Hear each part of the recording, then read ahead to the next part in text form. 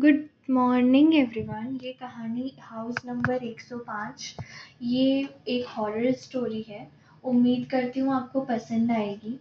शादी के कुछ महीनों बाद ही मीरा और आरव अपनी ज़िंदगी में नए रंग भरने के लिए एक छोटे शहर में चले गए, जहाँ उन्होंने अपना नया घर बनाया और उस घर में रहने लगे।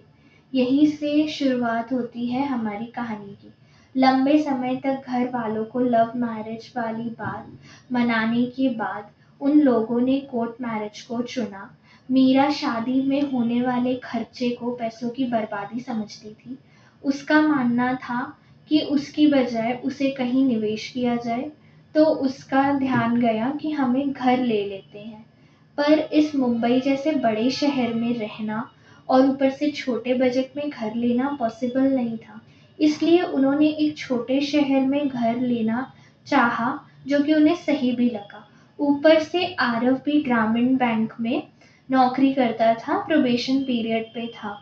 तो मीरा और आरव दोनों मुंबई से शिफ्ट होना चाहते थे।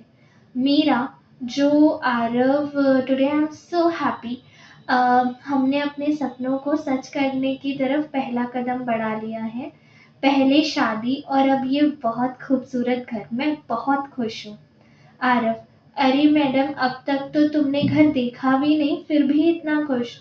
मीरा: मुझे पता है मेरा घर बहुत सुंदर होगा और तुमने जो पसंद किया है, मुझे भरोसा है तुम्हारी पसंद पर। वैसे भी तुम मुझे ही देख लो, मैं भी तो तुम्हारी पसंद हूँ। आरव: तुम घर देखोगी ना तो खुशी के मारे कूद पड़ोगी, झूम उठोगी।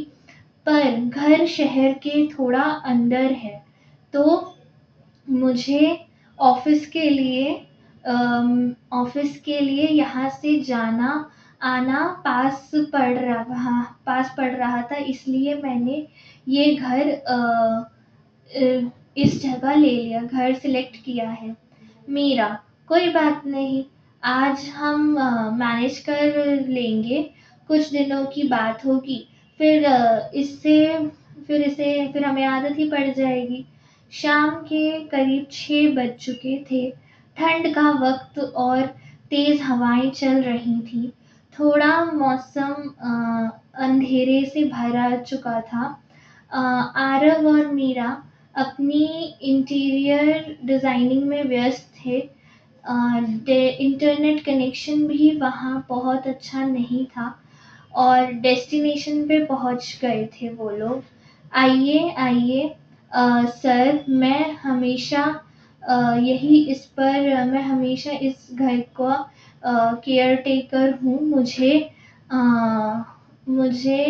पर्वत सर मुझे अ, यश यशवंत सर ने बताया कि आप लोग आने वाले हैं, इसलिए मैं आपको हेल्प के लिए आ गया। आपका सामान दिखाई नहीं दे रहा। जी रमेश जी, हमारा सामान कहाँ कल तक आ जाएगा। आप हमें बस आप इनसे मिलिए। ये मेरी वाइफ मीरा है। जी सर, आप लोगों का स्वागत है आपके अपने घर में, रमेश ने कहा। मेरे जैसे रमेश जी, एक बात बताइए, यहाँ कोई दिखाई क्यों नहीं दे रहा। यहाँ सिर्फ में 3 घर हैं। यहाँ सिर्फ से 3 घर ही क्यों हैं? मीरा ने पूछा। जो अ, जी मैडम, ये खाली गली है, इसमें सिर्फ 3 ही घर हैं। बाकी ज़्यादातर लोग पीछे वाली कॉलोनी या सोसाइटी में रहते हैं। यहाँ 104 और 103 में रहने वाले लोग कहाँ चले गए? आरव ने पूछा। 104 वाले घर 104 वाले सर तो विदेश शिफ्ट हो गए और 103 वाले सर की अ, बीवी बीवी थोड़ा डिप्रेशन में थी तो वो भी कहीं और चले गए, लेकिन मेंटली डिस्टर्ब होने की वजह से वो भी कहीं और चले जाए। बाकी आप लोग चिंता मत कीजिए, यहाँ जल्द ही कोई आने वाला है, मीरा से कहा। और यहाँ और हाँ सर, आप लोग रात के खाने की चिंता मत कीजिए। मुझे पता है आप लोग दूर से आए हैं, थक गए होंगे, इसलिए मैंने मेरी बीवी को आप लोगों के लिए खाना बनाने को कहा है। तो बस आती ही होगी। अरे रमेश जी, आपने आपने फालतू में तकलीफ की। हम खाना खाकर ही आए हैं, हम मैनेज भी कर ही लेते। कोई बात नहीं सर, हमने तकलीफ कैसी। देखिए आ गई सुनीता। सुनीता मेरी बीवी, मैनेजर ने कहा। सुनीता जी ने कहा नमस्ते, चलिए अंदर चलते हैं। मैडम जी का घर दिखते हैं, मैडम जी को घर दिखाते हैं। आओ आरव, ये तो मेरी एडमिरेशन से भी बहुत सुंदर और बड़ा घर है और मैं बहुत खुश हूँ इसमें आके। अरे ये इतनी बड़ी घड़ी क्यों है यहाँ पर? मैडम जी ये पहले के लोगों ने रखी हुई है, अगर आप निकालना चाहो तो निकाल सकते हो। ये घर करीब काफी सालों पुराना है। जब से ये घड़ी यहाँ पर है। अगर ये आपको पसंद नहीं है तो आप निकाल सकते हो। नहीं रमेश जी, मुझे कोई प्रॉब्लम नहीं है। इसका मैं बाद में देख लूंगी कि क्या करना है। ये गुड़िया किसकी है? मैं यहाँ क्या कर रही हूँ? ये यहाँ क्या कर रही है? आपको कहा था ना रमेश जी, आप केवल यहाँ पर बेकार की चीज़ों को हटा दीजिए। सॉरी सर, ये सब मैं हटा नहीं पा रहा, मैं हटाने ही वाला हूँ, हट जाएंगी ये चीज़ें। अरे आरव, कितनी तो प्यारी गुड़िया है।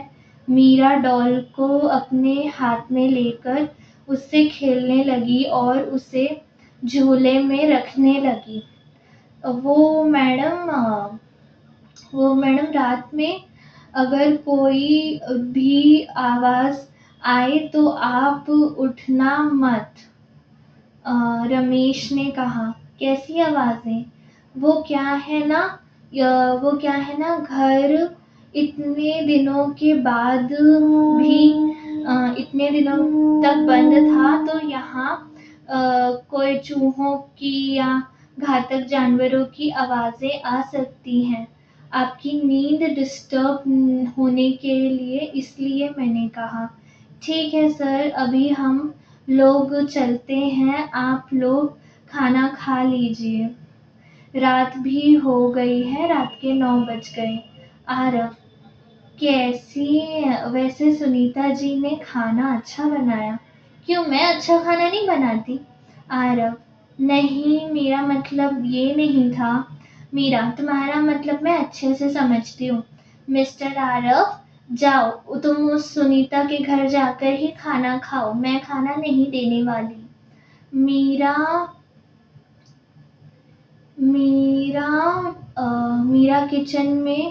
किचन से अपना काम करके ऊपर जाने लगी। अरे ये डॉल सोफे पर कैसे आ गई? मैंने तो इसे अभी झूले पर रखा था। शायद आरव लाया होगा। बड़ी प्यारी डॉल है। रात करीब 3:30 बजे। आरव उठो, शायद कोई है, मुझे आवाज आ रही है। कोई सीढ़ियों पर चल रहा है, प्लीज उठो। नेक्स्ट पार्ट को सुनने के लिए आप हमारे चैनल को लाइक, शेयर एंड सब्सक्राइब कीजिए। और अगर आप ऐसी ही कहानियाँ सुनना चाहते हैं और अगर आपके पास कोई कहानी है जो आप हमें देना चाहते हैं तो आप कमेंट बॉक्स में अपनी कहानी दे सकते हैं और उस कहानी को हम अपनी आवाज़ देने की पूरी कोशिश करेंगे। शुक्रिया।